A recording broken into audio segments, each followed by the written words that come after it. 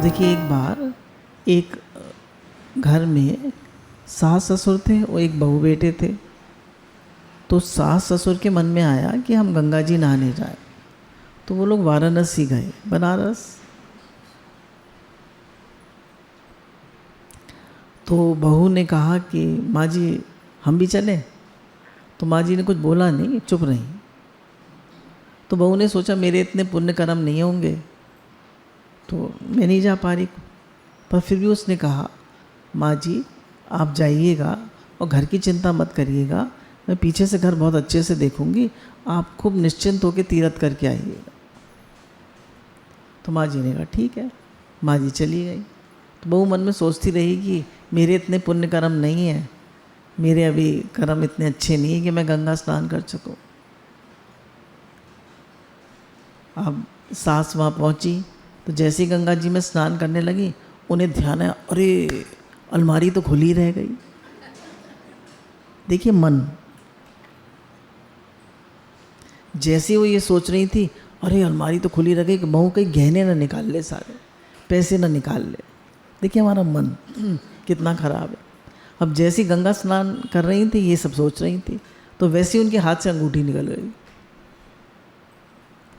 विचार खराब हुए तो अंगूठी भी निकल गई।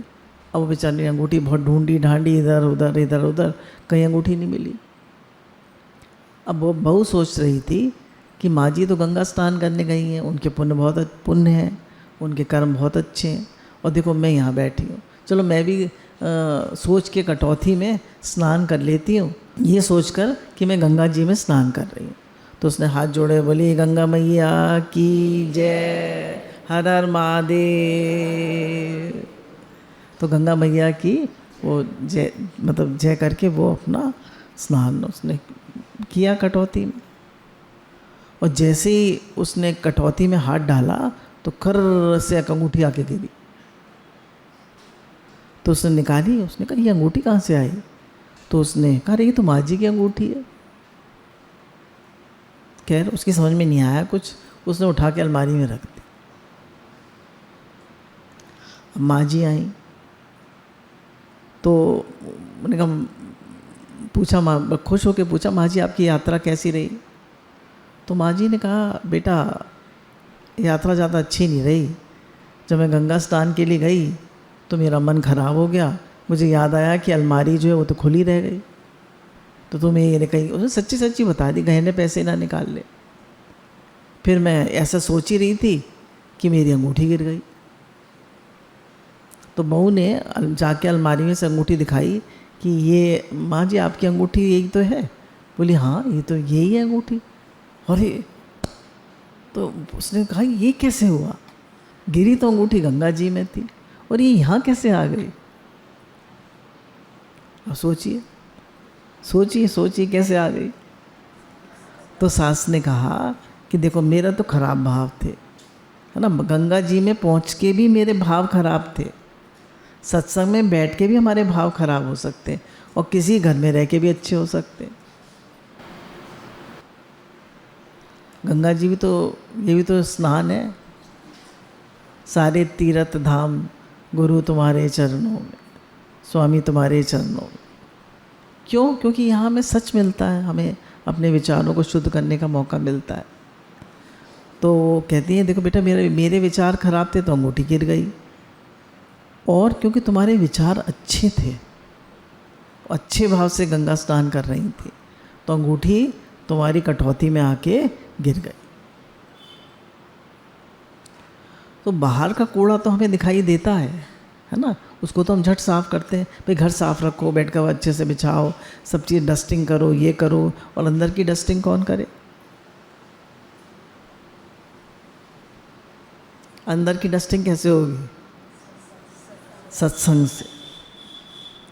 स्वामी राम सुखदास जी कल वाणी सुन रहे थे तो कह रहे थे कि मेरा जो उन्नति हुई वो अभ्यास से भी ज़्यादा सत्संग से हुई। भजन करते हैं ना, अभ्यास है वो, हरे कृष्ण महामंत्र करते हैं, वो अभ्यास है। बोले उससे भी ज़्यादा मेरी उन्नति सत्संग से हुई। दोनों, सेवा सुमिरन सत्संग। सेवा हर एक कोई नहीं कर सकता, बड़ी उम्र हो जाएगी कहाँ कर पाएंगे सेवा। कुछ लोग कर लेते हैं, उनका शरीर ज़्यादा स्वस्थ होता है, कुछ लोग नहीं कर पाते। तो उन्होंने कहा कि जो काम क्रोध लोभ रूपी कूड़ा हमारे मन में पड़ा है वो तो हमें दिखता नहीं, और बाहर का कूड़ा तो हम सब साफ कर लेते हैं, पर मन का कूड़ा साफ कर, एक भी गलत विचार मन में नहीं आना। ईगो का थॉट, स्वार्थ का थॉट, द्वेष का थॉट, गलत भाव, गलत सोच, ईगो, द्वेष, क्रोध। क्रोध हमारे तप का नाश करता है। उड़िया बाबा जी कहते हैं कि अगर क्रोध करते हो तो 40 दिन का तप नष्ट हो जाता है। गृहस्थी के लिए तो खास साधना है कि क्रोध ना करें। ऐसे लोगों को अपने पास मत रखिए जो आपको क्रोध दिलाते।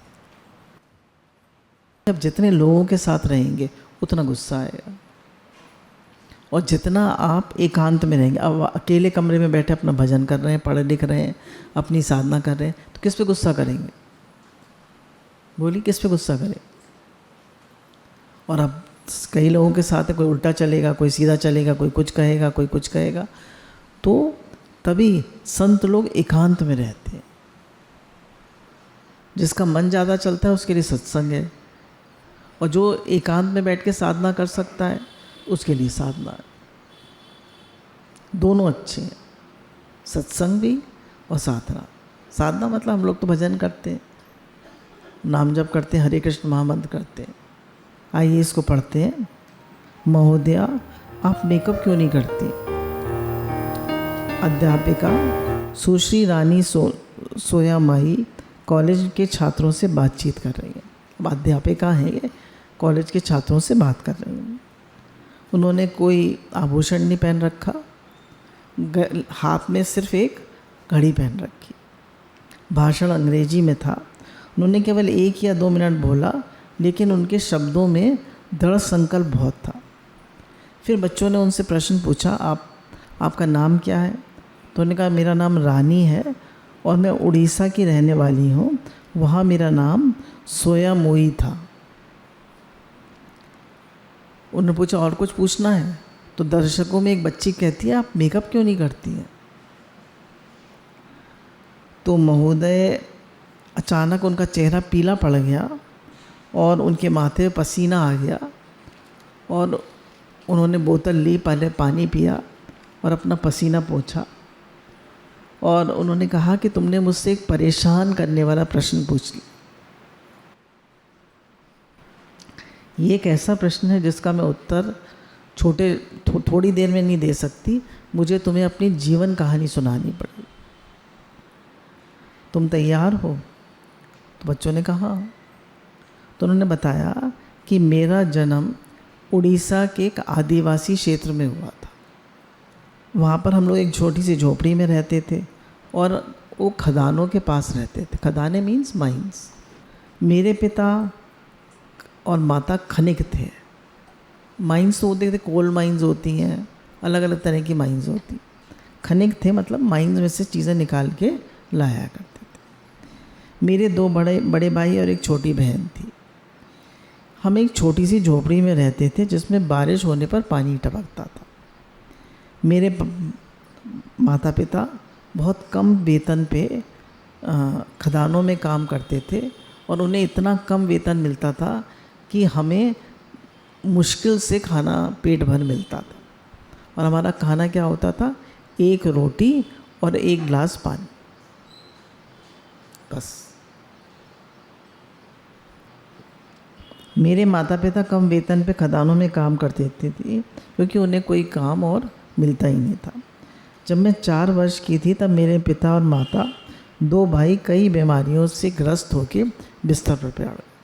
उस समय उन्हें ये पता नहीं था कि ये बीमारी खदानों में मौजूद घातक शमिका धूलश को अंदर लेने से होती।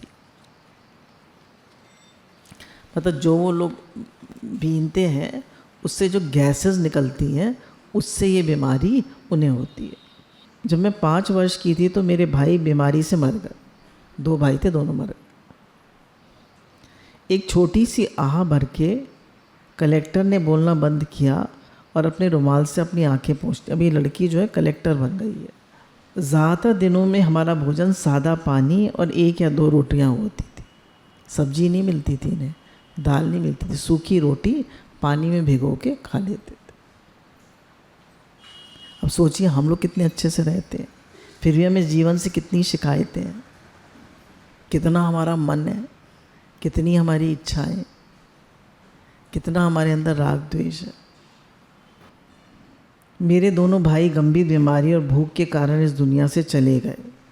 मेरे गांव में, अब बता रही अपने गांव की हालत, मेरे गांव में चिकित्सा तो छोड़िए, पाठशाला भी नहीं थी।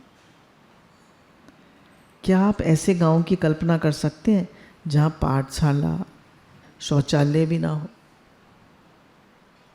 देखिए हम लोग अपने मन को तो इतनी इम्पोर्टेंस देते हैं, पर क्या हम इस देश के लिए, जो लोग मतलब अंडर प्रिविलेज्ड हैं, उनके लिए कुछ सोचते हैं? अगर हम घर से बाहर निकले, कुछ सेवा करें, तो हमारा ध्यान अपने मन से और अपने घर की परिस्थितियों से हटे, अपने शरीर से हटे। एक दिन मेरे पिता ने मेरा भूखा, चमड़ी और हड्डियों से लथपथ हाथ पकड़ा। देखिए कैसे भूखा, चमड़ी और हड्डियों से लथपथ हाथ पकड़ा और मुझे टीन की चादरों से ढकी एक बड़ी खदान में ले गए। ये एक अभ्रक, मायका, अभ्रक मतलब मायका, मायका की खान थी जिसने समय के साथ बदनामी हासिल कर रखी थी। ये एक पुरानी खदान थी जिसे खोदा गया, जो अंतहीन रूप में पाताल में फैली हुई थी। मतलब बहुत अंदर उसमें मायका मिलती थी। मेरा काम नीचे की छोटी छोटी गुफाओं में रेंगना, सोचिए छोटे छोटे बच्चे, अभ्रक इकट्ठा करना, ये केवल 10 वर्ष से कम उम्र के बच्चों के लिए संभव था। अपने जीवन में पहली बार मैंने, मतलब जब उसने वो अभ्रक इकट्ठी करी, पैसा मिला उसे, उसके पिता भी कमा रहे हैं, माता भी कमा रही हैं, तो पेट भर रोटियां खाई, लेकिन मुझे फ़ौरन उल्टी हो गई। क्यों? उसकी गैसेस, छोटे बच्चे का रेंगना मिट्टी में। जिस समय मुझे प्रथम श्रेणी में होना चाहिए था पढ़ाई में, मैं अंधेरे कमरे में अभ्रक इकट्ठा कर रही थी। दिन में 8 घंटे काम करने के बाद, 8 घंटे काम करती थी, 6 साल की लड़की है। आप कम से कम एक बार तो भोजन के लिए भोजन कर पाते हैं। अब हमें क्या कमी है? मैं भूख और हर दिन जहरीली गैसों के सांस लेने के कारण दुर्बली होती गई थी। एक वर्ष बाद मेरी बहन भी खदान में काम करने लगी। जैसे ही वे पिता थोड़े ठीक हुए, ऐसा समय आया कि मेरे पिता, बहन और मैं एक साथ काम करते और हम बिना भूखे रह सकते थे। मतलब हमें खाना मिल जाता था।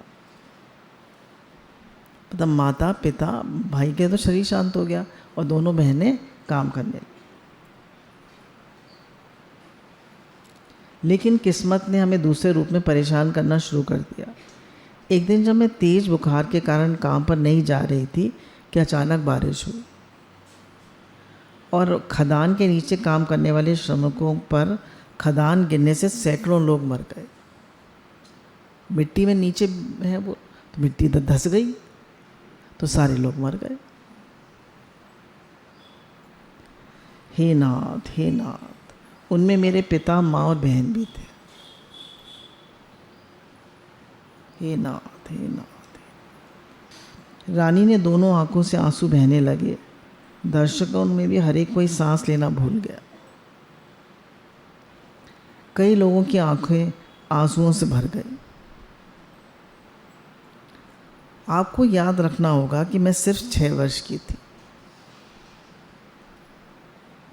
आखिरकार मैं सरकारी अगाती मंदिर में पहुंची। वहाँ मेरी शिक्षा हुई। मैंने अपने गांव में अपनी पहली अक्षर पद्धति सीखी। आखिरकार ये अध्यापक आपके सामने है। आप सोच रहे होंगे कि इसका इस बात से क्या संबंध कि मैं मेकअप इस्तेमाल नहीं करती। उसने दर्शकों की तरफ देखते हुए कहा, अपनी शिक्षा के दौरान मुझे एहसास हुआ कि उन अंधेरे में रेंगते हुए मैंने जो अबरक यानी माइका इकट्ठा किया था, उसका इस्तेमाल मेकअप उत्पादों में किया जा रहा। जितनी भी लिपस्टिक्स बनती हैं, कॉम्पैक्ट बनते हैं, रूज बनती है, फाउंडेशन बनती है, जितनी भी चीज़ें बनती हैं, उन सब में ये माइका यूज़ होती है। अबरक पहला प्रकार का मोती जैसा सिलिकेट खनिज है। कई बड़ी बड़ी कॉस्मेटिक कंपनियां द्वारा पेश किए जाने वाले खनिज मेकअप में आपकी त्वचा के लिए सबसे चमकीला रंग बहुरंगी अबरक से आता है। जो उसमें ग्लिटर आता है ना, जैसे लिपस्टिक में, और उसमें जो एक चमक आती है, वो किससे आती है? माइका से, जिसे 20,000 बच्चे अपनी जान जोखिम में डाल के निकालते हैं, है ना। अब वो बच्चे, वो जो गुलाब से कोमल थे, उनके जले हुए सपने, उनके बिखरते जीवन और चट्टानों के बीच कुचले गए। उनके मांस और खून के साथ आपके गालों पर फैलती है, वो अपने गालों पे लगाते।